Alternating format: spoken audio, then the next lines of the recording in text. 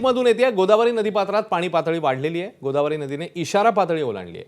दुसरीकडे महापालिकेने स्थापन केलेल्या आपत्कालीन कक्षातून संपूर्ण परिस्थितीवर लक्ष ठेवलं जात आहे। सकाळपासून 50हून अधिक कॉल कंट्रोल रूममध्ये आले। क्षेत्रीय अधिकाऱ्यांच्या माध्यमातून तात्काळ मदत पुरवली जाते। आपत्कालीन कक्ष सज्ज आहेत। आतापर्यंत कुठेही जीवित किंवा वित्तहानी झाली नाही। नदीकाठच्या नागरिकांना सतर्कतेचा इशारा देण्यात आला आहे।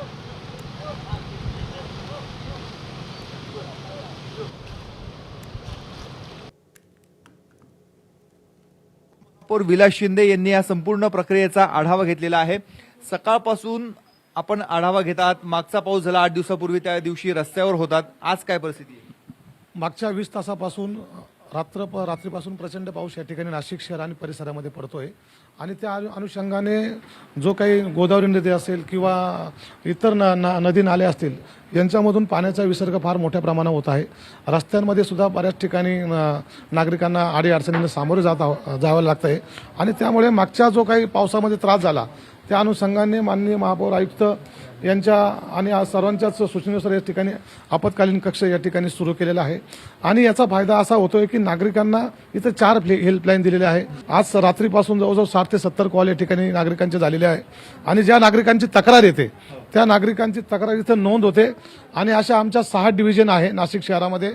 त्या 6 डिव्हिजनला इथं तक्रार आल्यानंतर अवघ्या 30 सेकंदामध्ये समोरच्या डिव्हिजनच्या अधिकाऱ्याला, संबंधित अधिकाऱ्याला तक्रारीचं माहिती दिली जाते आणि त्या ठिकाणी जो तक्रारदार आहे त्याला अवघ्या 5 ते 7 मिनिटांमध्ये अपेक्षित असलेली मदत ह्या आपत्कालीन कक्षामुळे मिळते।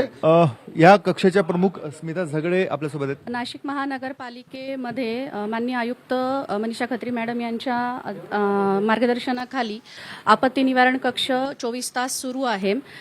काल रात्रीपासून साधारण 60 ते 70 कॉल झालेले आहेत आणि ते सक्षमपणे हाताळले गेलेले आहेत। महानगरपालिकेचे सर्व अधिकारी कर्मचारी हे सतर्क आहेत।